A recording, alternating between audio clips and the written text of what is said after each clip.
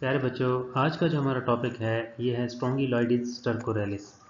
ये बड़ा स्टाइलो किस्म का पैरासाइट है, क्योंकि इसके जो लाइफ स्टाइल है ना, अभी हम आगे लाइफ साइकिल इसके डिस्कस करेंगे, बड़े डाइवर्स किस्म के हैं। इसलिए जिस बच्चे को इसका लाइफ साइकिल अच्छी तरह क्लियर हो जाए, वो बाकी नीमाटोड्स का लाइफ साइकिल बड़ी आसानी से याद कर सकता है। तो चलें हम इसकी जो मुख्तलिफ एस्पेक्ट्स हैं वो डिस्कस करते हैं।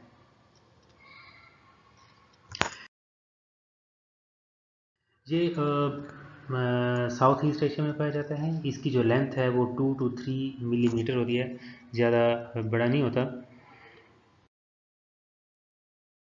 इसका जो लाइफ साइकिल है ये बड़ा इंपॉर्टेंट है समझने के लिए। इसका जो फिलेरी फार्म लार्वा है वो इन्फेक्टिव फार्म होती है। वो हमारी बॉडी को, स्किन को पेनिट्रेट करता है। पेनिट्रेट करके लिम्फेटिक सिस्टम और सर्कुलेटरी सिस्टम, मतलब उसके थ्रू ये हार्ट में पहुंच जाता है सर्कुलेशन के थ्रू, और फिर ये वहाँ से लंग्स में, और लंग्स के एल्वियोलाई को रप्चर करके ब्रोंकाई और इसी तरह ट्रेकिया में चला जाता है, इसोफिगस में आएगा और डाइजेस्टिव सिस्टम में चला जाएगा। डाइजेस्टिव सिस्टम से ये अपना जो है ना लार्वा बनाता है, जिसको हम रेबिडिटिफॉर्म लार्वा कहते हैं। और उससे पहले मतलब ये एग से ये लार्वा निकलता है, बेसिकली रेबिडिटिफॉर्म लार्वा। अब यहाँ से स्टोरी जो है ना वो डिफरेंट पाथवेज पे जाती है।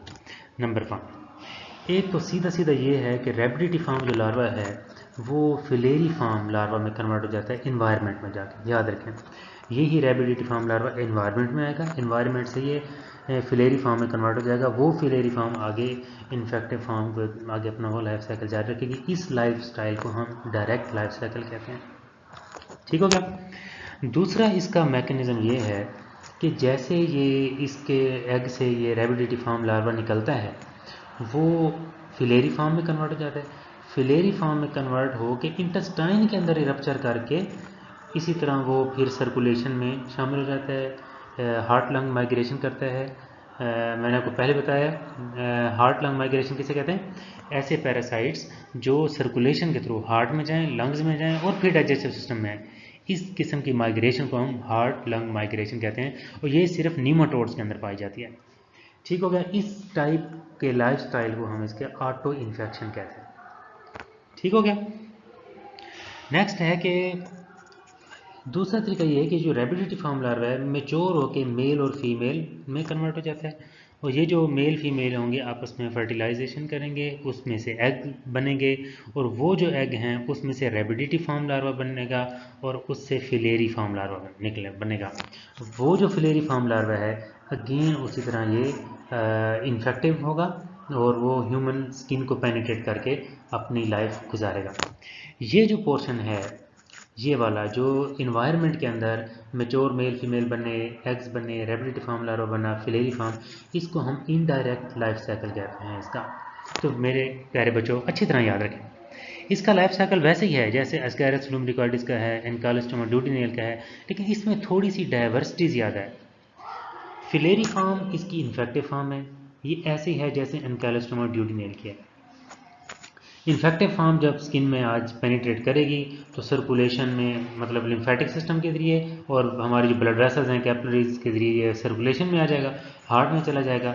और इसके बाद जो कहानी जो चेंज होगी वो डाइजेस्टिव सिस्टम के बाद, जो इसके जो एग बनेंगे उसमें से लार्वा निकलेगा, वो लार्वा डायरेक्ट फिलेरी फार्म भी बन सकता है।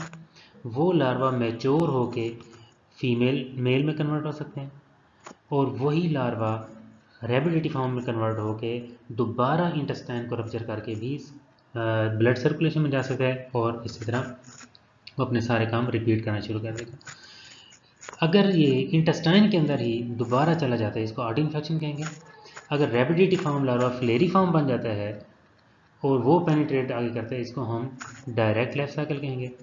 अगर ये इन्वायरमेंट के अंदर मेल फीमेल में कन्वर्ट होकर एग्स दे के रेबिडिटिफॉर्म लार्वा बना के फिर ये फिलेरी में कन्वर्ट होता है, तो ये इसको हम इनडायरेक्ट लाइफ साइकिल कहते हैं।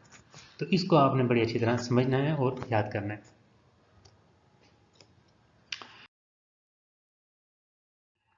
जितना इसका लाइफस्टाइल डाइवर्स है, ये इतनी कोई बीमारियां नहीं पैदा करता।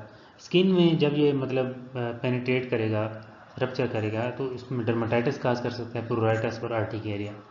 लंग्स में जब ये जाएगा न्यूमोनाइटिस, और वो भी उस सूरत में जब ये हैवी इन्फेक्शन होगा। अगर बिल्कुल माइनर सा इन्फेक्शन है, इसका लोड कम है, तो न्यूमोनाइटिस भी नहीं होगी। और इंटेस्टाइन के अंदर ये डायरिया काज करता है।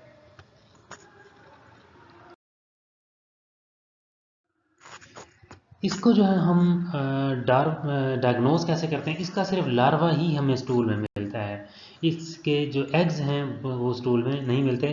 तो याद रखें, स्ट्रोंगिलाइट सर्कोराइरिस वाहिद पैरासाइट है जिसका लार्वा हमें स्टूल में मिलता है, इसके एग नहीं होते। ठीक हो गया। ये इसका एक कंप्रिहेंसिव डायग्राम है। इसमें आपको ये जहाँ पे ट्रायंगल बननी होगी इन्फेक्टिव स्टेज, और जो जहाँ पे डी अंदर डाला हुआ है इसमें इसको डायग्नोस्टिक स्टेज। ये पहले इसकी वही रेबिडिटिफॉर्म लार्वा है, यही फिलेरी में कन्वर्ट होके इन्फेक्ट कर सकता है, और ये इस तरह मेल फीमेल में मैच्योर होके इसके एग डेवलप होंगे, फिर उससे रेबिडिटिफॉर्म लार्वा बनेगा, उससे फिलेरी फॉर्म बनेगा। और इस तरह हमारी बॉडी के अंदर रह के भी ये एग से जो है हमारा जब ये रेबिडिटिफॉर्म लार्वा बनेगा तो ये दोबारा ऑटो इन्फेक्शन कर सकते हैं। तो ये इसकी अहम चीज़ें हैं। इसको आप अच्छी तरह पढ़ें, अपने पास कागज़ पे इसको ड्रा करें, और अगर कोई बात ना समझ आए तो आप पूछ सकते हैं। Thank you so much. Allah हाफ़िज़।